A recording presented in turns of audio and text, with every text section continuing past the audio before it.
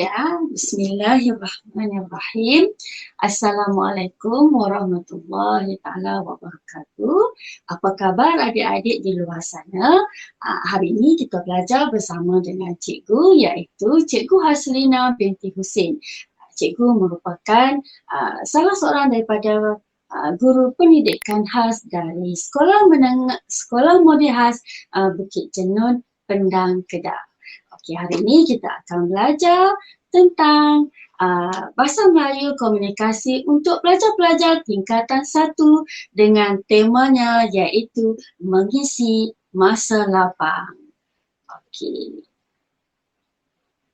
Baiklah anak-anak, okey, untuk hari ini kita akan mulakan dengan unit 6 iaitu hobi untuk menjana pendapatan dengan standard kandungannya iaitu 2.2 membaca, memahami, menganalisis maklumat daripada pelbagai bahan bukan sastra. Dan standard kandungan yang kedua adalah 3.3 iaitu mengenal pasti, membina dan menggunakan perkataan daripada 4 golongan kata dalam pelbagai ayat. Dan standard pembelajaran kita pula pada hari ini ialah 2.2.1 iaitu membaca bahan cerita dengan sebutan yang betul. Dan 3.4.3 iaitu membina ayat dengan menggunakan pola dasar ayat iaitu yang pertama frasa nama dengan frasa nama dan yang kedua frasa nama dan juga dengan frasa kerja. Okey, jom kita mulakan. Okey. Sebelum kita mula belajar, kita tengok dulu apakah objektif pembelajaran kita pada hari ini. Di akhir video ini, cikgu harapkan supaya pelajar-pelajar dapat membaca bahan cerita dengan sebutan yang betul. Yang kedua, memahami maklumat daripada teks yang diberikan. Yang ketiga pula ialah memberi maksud perkataan dengan betul. Yang keempat, membina ayat daripada pola ayat yang dipelajari. Okey, jom kita belajar. Baiklah, saya nak tanya anak-anak semua, apakah yang kita maksudkan dengan mengisi masa lapang? Okey, mengisi masa lapang bermaksud memenuhi masa yang senggang dengan aktiviti yang berfaedah. Atau lebih dikenali dengan perkataan hobi. Okey, apakah hobi anak-anak semua? Setiap orang mempunyai hobinya yang tersendiri yang boleh memberi manfaat kepada kita semua. Okay. Baiklah, mengisi masa lapang dengan berbagai aktiviti iaitu yang pertama dengan aktiviti menari. Ramai orang mempunyai hobi menari. Selain itu, ada orang mempunyai hobi menyanyi. Kadang-kadang cikgu pun suka juga menyanyi. Okey, tapi menyanyi dalam bilik air aja. Baiklah, anak-anak kita tengok apa lagi aktiviti yang boleh kita penuhi masa lapang kita. Yang seterusnya ialah bermain bola. Ya. Okey, seterusnya iaitu membela haiwan yang jinak ini seperti kucing, arnab dan juga hamster. Ya, kita mestilah membuat baik kepada haiwan-haiwan ini. Ya, okey. Ini juga adalah sebahagian daripada hobi kita. Selain itu, kita juga boleh mengisi masa lapang kita dengan membuat kek. Ini hobi yang sangat menyeronokkan. Kita boleh berkreativiti dengan membuat kek cawan ataupun dengan membuat kek yang lebih enak dan sedap dengan menggunakan berbagai-bagai warna daripada bakerynya. Lihatlah anak-anak sekalian. Sedap ya nampak kek yang cikgu paparkan sekarang ini. Okey, kita tengok pula apa pula. Okey, sekarang kita tengok pelajaran kita pada hari ini iaitu minat membawa berkat ini. Kita akan tengok kepada kemahiran kita seterusnya iaitu kemahiran membaca. Dalam kemahiran membaca ni dalam unit 6 iaitu hobi untuk menjana pendapatan. Okey, cikgu dapatkan teks ini daripada buku teks Bahasa Melayu Komunikasi tingkatan 1 dalam muka surat 32. Baiklah anak-anak, boleh buka buku nanti ya sambil-sambil tu bolehlah kita baca bersama-sama. Okey, mari kita baca bersama-sama ya anak-anak.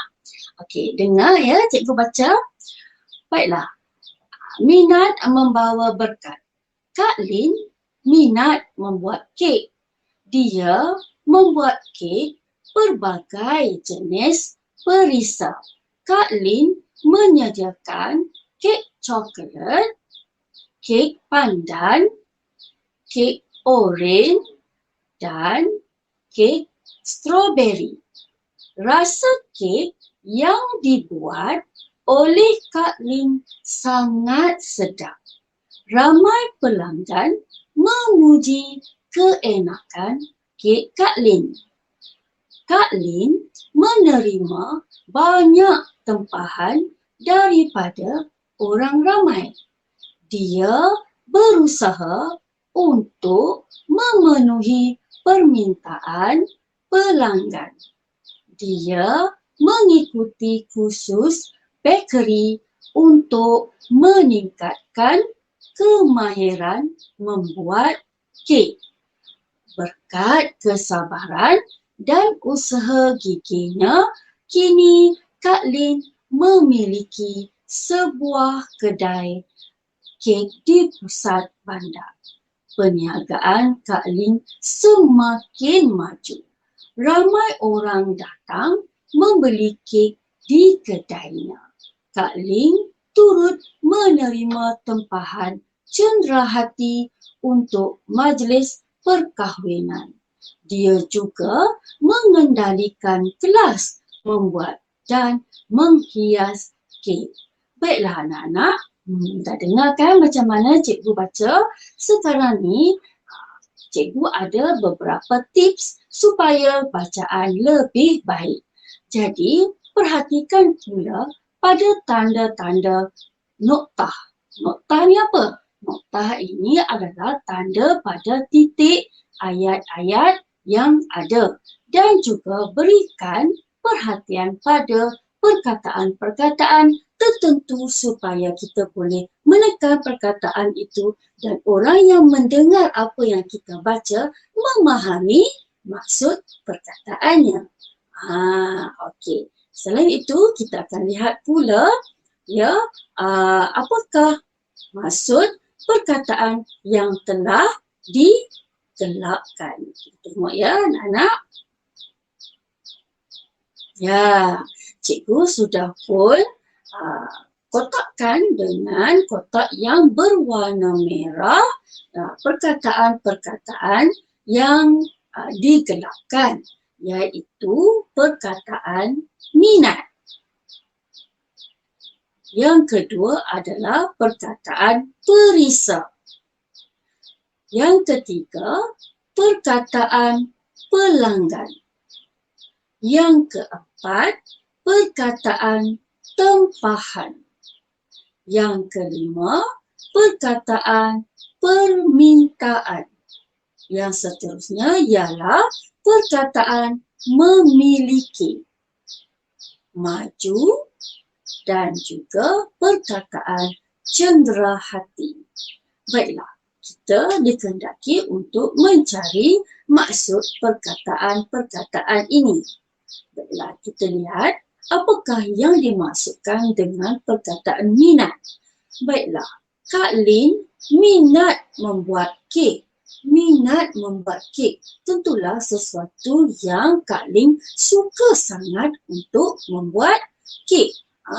Tentu Kak Lin suka buat kek kan? Okey, apakah yang dimaksudkan dengan perkataan minat ya anak-anak? Kita tengok ya, apakah yang maksudkan perkataan minat? Baik, yang pertama tadi adalah hobi. Tadi cikgu dah sebut dah tentang hobi tadi. Baiklah, yang kedua adalah perkataan perisa. Daripada teks ini kita lihat Kak Ling membuat pelbagai kek yang mempunyai pelbagai jenis perisa. Okey, Kak Ling menyediakan kek perisa coklat, pandan, oren dan juga strawberry.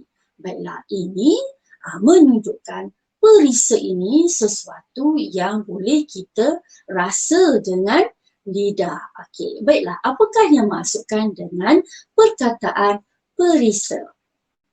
Ya, perisa adalah satu yang boleh menambahkan rasa pada masakan kita, terutamanya seperti Kak Ling menyediakan banyak perisa kek, iaitu kek coklat, kek pandan, kek oreng dan kek strawberry. Ada pelbagai-bagai jenis lagi perisa dalam masakan. Okey, kita tengok pula perkataan yang ketiga, iaitu kita tengok pada teks ya, ayat dia, iaitu ramai pelanggan memuji keenakan kek Kak Lin. Pelanggan, ramai pelanggan. Pelanggan menunjukkan orang yang tentulah orang yang membeli dan merasai kek Kak Lin. Okey, ya anak-anak, apa agaknya maksud perkataan pelanggan ini? Tentulah orang yang membeli, membeli kek Kak Lin. Pelanggan ataupun pembeli. Baiklah, kita tengok yang keempat, perkataan yang keempat dalam teks ialah Kak Lin menerima banyak tempahan daripada orang ramai. Tentu Kak Ling mempunyai banyak perisa tadi kan, dan ramai juga yang membeli ataupun ramai yang pelanggan yang membeli kek Kak Ling. Jadi tentu Kak Ling juga menerima tempahan daripada pembeli untuk mungkin untuk persediaan pada hari lahir, kenduri dan sebagainya. Baiklah, mari kita lihat apakah yang dimaksudkan dengan perkataan tempahan. Okey, apa maksud tempahan? Iaitu pesanan.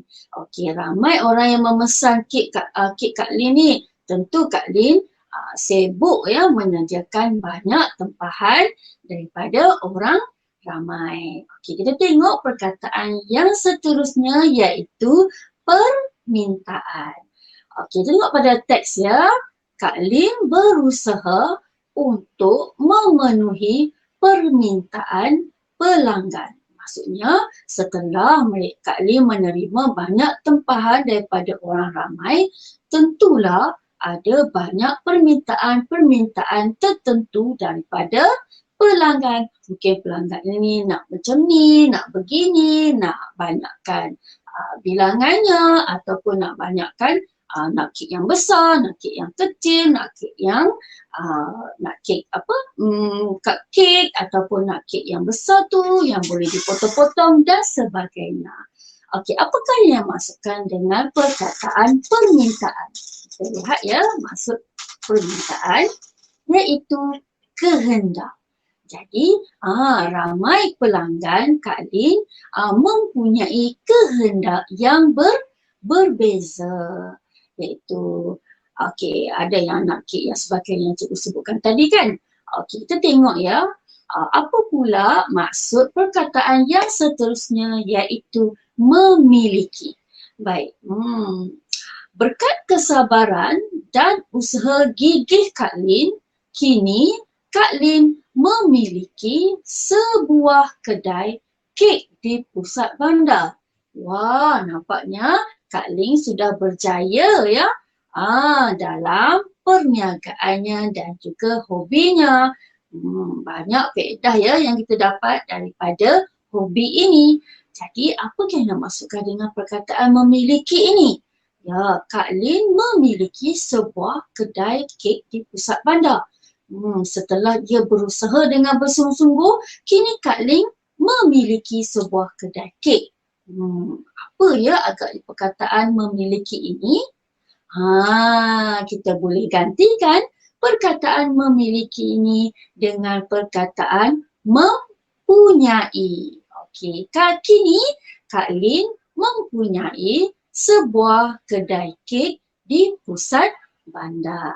Okey, saya tengok pula ya. Apakah perkataan seterusnya iaitu perkataan maju. Okey, perkataan maju. Tengok pada teks, perniagaan Kak Lin semakin maju. Apabila Kak Lin dah memiliki kedai, perniagaan dia semakin maju apabila dikenali oleh pelanggan-pelanggannya. Mungkin Kak Lin apabila sudah buka kedai, ramai pelanggan datang ke kedainya dan menyebabkan perniagaannya semakin maju. Okey, apakah maksud perkataan maju? Kita tengok ya. Perniagaan Kak Lin semakin meningkat, naik, ya. Meningkat. Maju ni maksudnya meningkat. Okey, seterusnya ayat yang perkataan yang terakhir kita tengok ya, dalam teks dia kata ramai orang datang membeli kek di kedai Kak Lin. Kak Lin turut menerima tempahan cenderahati untuk majlis perkahwinan. Cenderahati bermaksudnya apa ya anak-anak? Selalunya cenderahati kita dapat daripada majlis-majlis perkahwinan, majlis hari jadi, majlis bersunat dan sebagainya. Cenderahati ni bermaksud apakah? Ya anak-anak, kita lihat. Cenderamata ataupun hadiah. Hadiah kecil macam goodies yang kita dapat daripada majlis-majlis perkahwinan dan juga majlis-majlis pertunangan, hari jadi dan sebagainya. Okey, kita tengok pula pembelajaran kita seterusnya iaitu sekarang ni kita nak bina pula ayat menggunakan teknik skop. Pernah dengar tak anak-anak teknik skop? Apa itu teknik skop?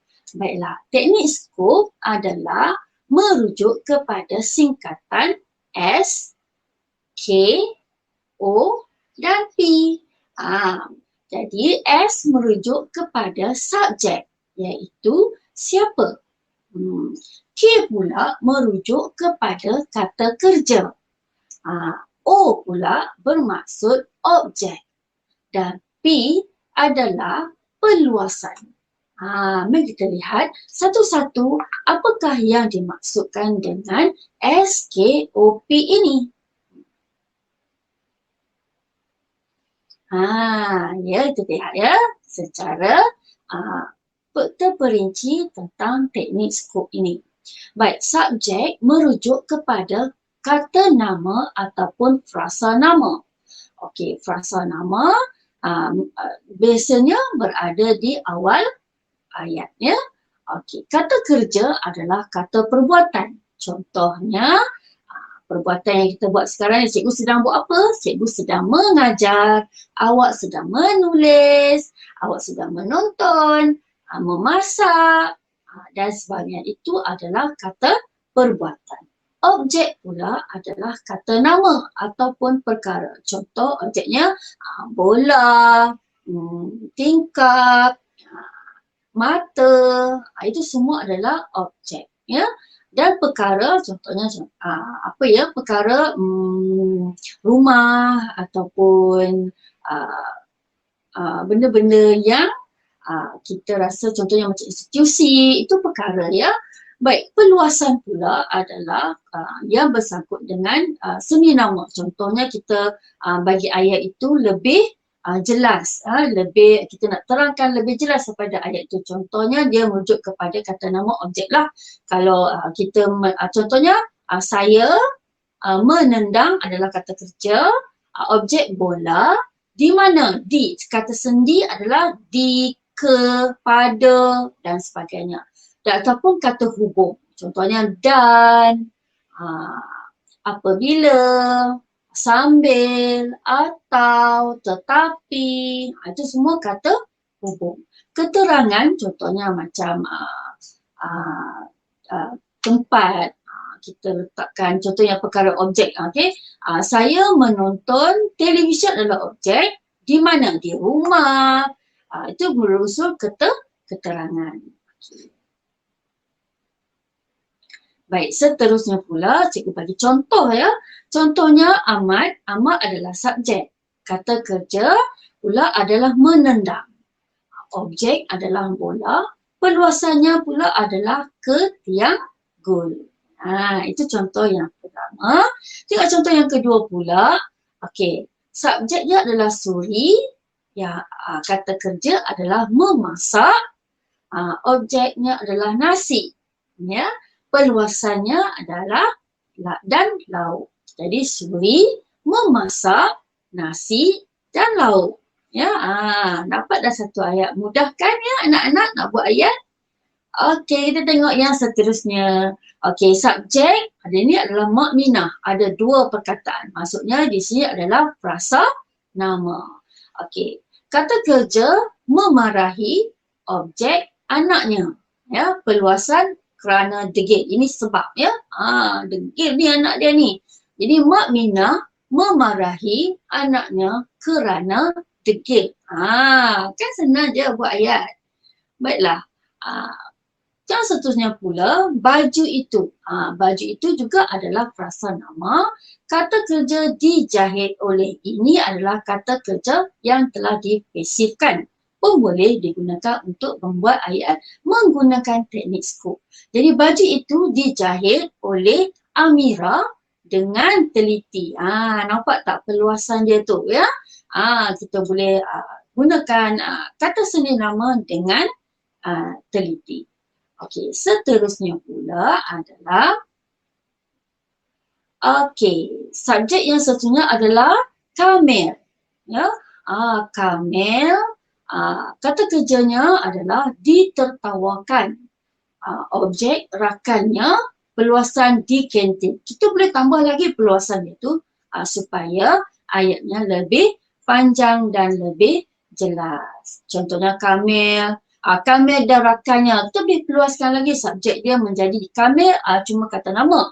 Kita boleh tukar kepada frasa nama. Contohnya Kamil dan kawan-kawan. Contohnya Kamil dan Suzy.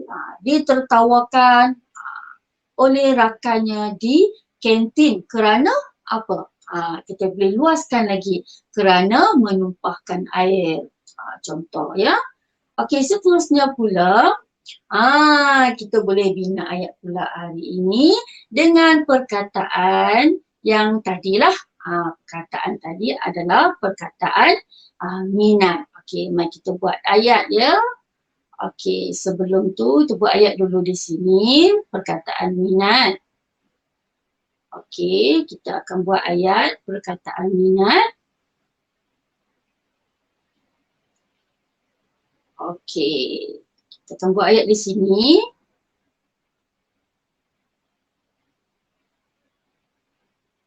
Okey, minat ya. Okey, kita tengok. Kita ambil satu frasa nama. Contohnya saya ambil perkataan Aminah. Aminah. Aminah. Minat. Ya, minat. Minat adalah perbuatan juga. Menjahit. Menjahit baju. Ya, Aminah minat menjahit baju. Kita besarkan. Ya, besarkan ayat ni supaya lebih nampak ya. Okey, Aminah minat menjahit baju. Okey, kita dah buatlah perkataan minat ini. Aminah adalah kata nama. Minat menjahit, kita perluaskan dia. Jadi minat menjahit adalah kata apa? Kata kerja. Baju adalah objek. Baik, kita tambah sikit. Aminah minat menjahit baju kurung. Contoh ya.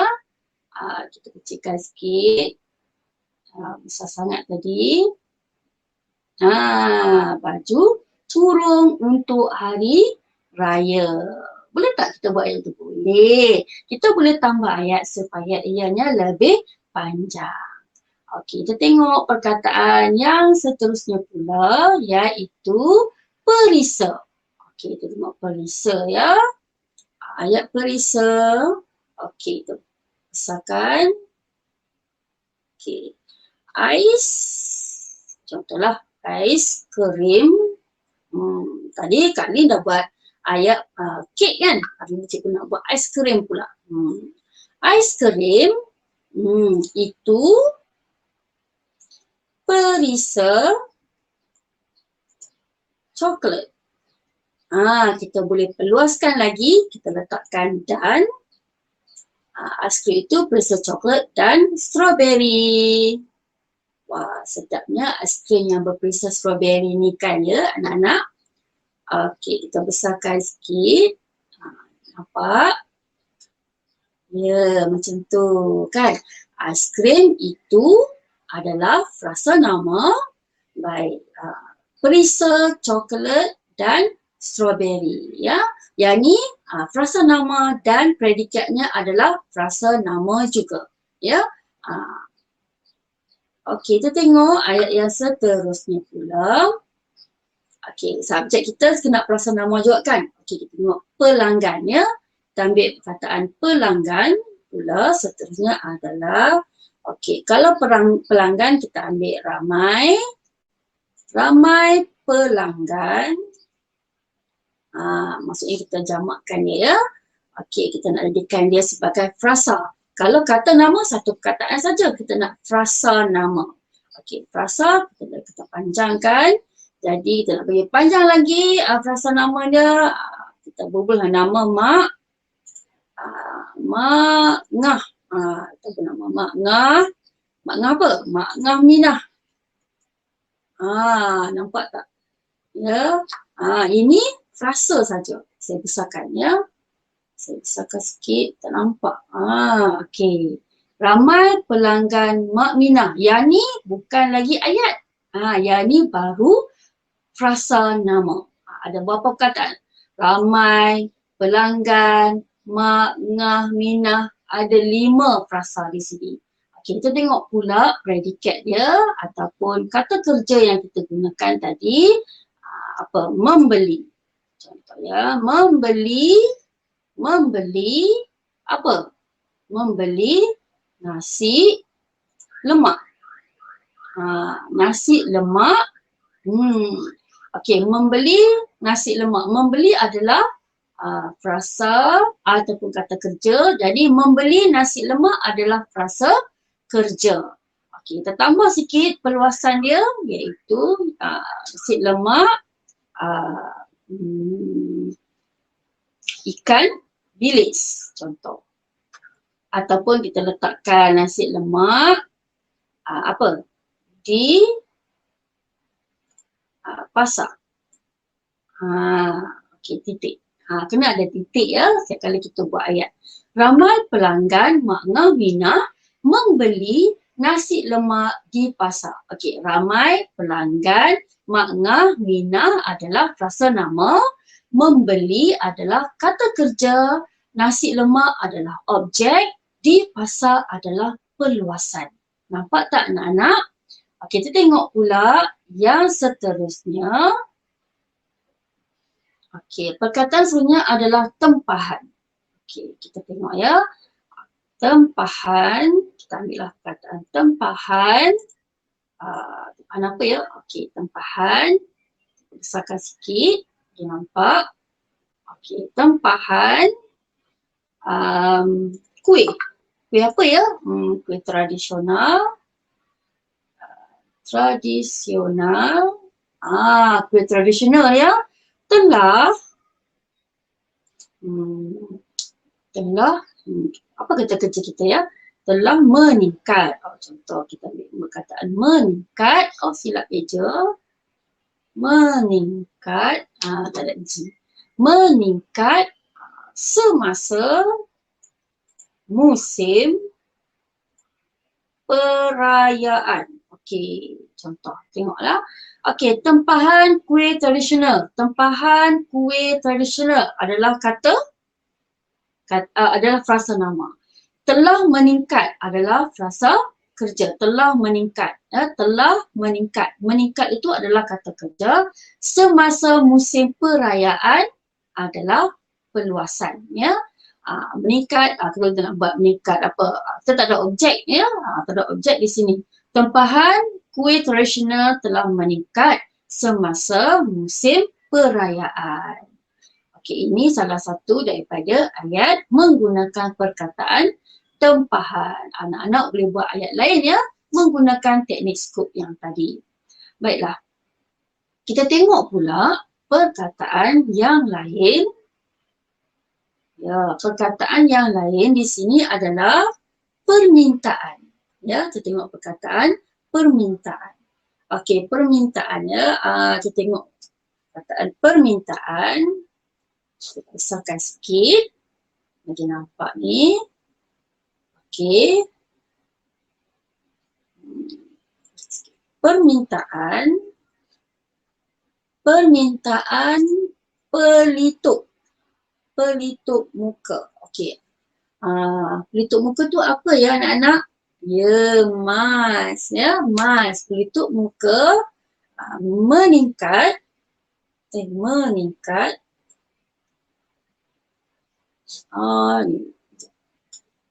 Sikit. Meningkat dengan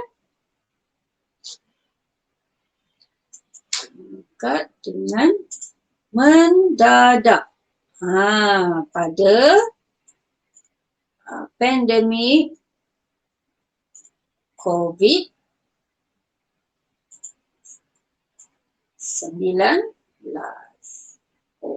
Besar sikit ya, tak apa, kita kecilkan sikit bagi nampak. Okey, permintaan pelitup muka adalah frasa nama. Meningkat dengan mendadak adalah frasa kerja. Pada pandemik COVID-19 itu adalah perluasan. Kita tengok pada perkataan seterusnya lagi, iaitu perkataan memiliki. Memiliki tu apa maksudnya tadi? Mempunyai. Okey, kita tengok ya. Bagaimana kita nak buat ayat menggunakan perkataan memiliki. Okey, kita buat ayatnya. Okey, kita ambillah seorang subjek. Contohnya, Pak Kamal. Pak Kamal besarkan sikit. Kita besarkan sikit. Kita nampak. Okey, Pak Kamal bangga. Okey, bangga. Pak Kamal bangga. Apa yang Pak Kamal bangga sangat ni? Okey, kita tengoklah. Pak Kamal bangga memiliki salah ni. Memiliki siapa? Kamal bangga memiliki apa? Memiliki anak yang sebaik Sakinah. Contoh. Pak Kamal bangga. Bangga apa? Kata adjektif ya. Pak Kamal bangga. Memiliki apa? Memiliki adalah frasa kerja yang sebaik Sakinah. Apa? Itu adalah perluasan. Okey. Dan kita letakkan titik selepas saja kita letakkan habiskan satu ayat, kita letakkan titik. Baiklah. Okey, kita tengok ayat yang seterusnya pula. Ayat yang seterusnya adalah ayat apa? Maju. Ya, ayat maju. Kita tengok ayat maju. Okey, kita tengok ya. Satu lagi cikgu bagi kata nama, frasa nama. Cikgu cikgu, kita besarkan. Ya, cikgu siapa? Cikgu apa? Nak letakkan nama cikgu apa? Cikgu Ahmad. Cikgu Ahmad frasa kerja menasihati anaknya adalah objek, agar ni apa? Perluasan terus maju dalam pelajaran. Okey, kita tengok ya, Cikgu Ahmad adalah frasa nama, menasihati anaknya adalah frasa kerja, agar ini kata hubung, jadi dia masuk dalam kategori perluasan agar terus maju dalam pelajaran. Kita letakkan titik. Lengkap dah ayat kita.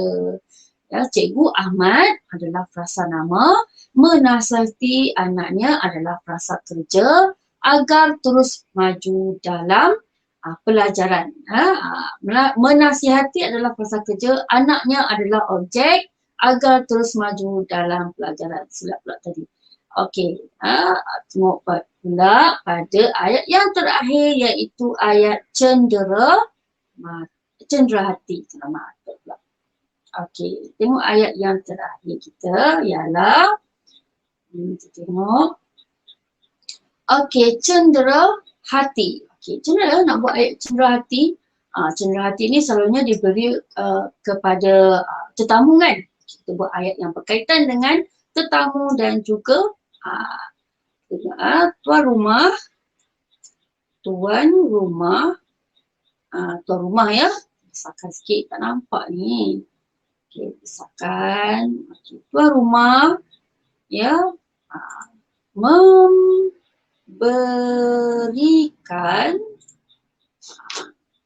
cendera hati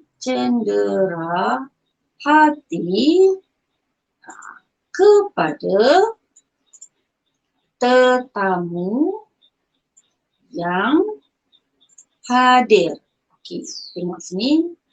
Okey, tuan rumah adalah frasa nama sebab ada dua perkataan ya. Tuan rumah memberikan. Memberikan tu apa? Memberikan adalah frasa kerja. Cendera hati adalah objek. Benda ya cendera hati ni. Jadi dia objek, benda.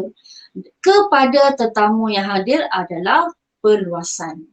Okey, nampak tak cara-cara kita membuat ayat menggunakan teknik skop. Okey. Kita tengok pula, okey, rasa itu saja untuk pembelajaran kita pada hari ini. Jadi cikgu rumuskan hari ini ya, anak-anak telah pun dan cikgu telah membacakan dan kita pun telah memahami teks dengan baik tadi. Dan saya harap anak-anak boleh membaca lagi di rumah supaya lebih memahami teks tadi tu, teks apa? Membawa berkat tadi ya. Dan yang kedua, kita pun telah memberikan maksud perkataan yang kita bincangkan tadi dengan cepat. Dan yang ketiga, kita telah pun membina jenis-jenis ayat daripada pola ayat yang telah diberikan tadi. Ya, kita dah buat tadi frasa nama dengan frasa nama. Kita dah buat tadi frasa nama dengan frasa kerja, frasa nama dengan frasa adjektif, dan frasa nama dengan frasa sendi nama. Jadi kita dah buat keempat-empat. Tadi nak dua saja. Ni saya buat empat pola ayat supaya anak-anak lebih memahami tentang teknik skop dan juga teknik untuk membuat ayat dan memahami maksud perkataan yang kita bincangkan tadi. Baiklah. Baik, seterusnya, habis dah. Itu saja untuk pembelajaran kita. Terima kasih anak-anak sekalian kerana sudi untuk bersama cikgu pada hari ini. Selamat belajar, jumpa lagi. Kalau ada salah dan silap, mohon ampunkan cikgu lah ya, sebab cikgu pun bukanlah orang yang terbaik. Okey, itu saja untuk pembelajaran hari ini. Terima kasih. Bye-bye. Jumpa lagi.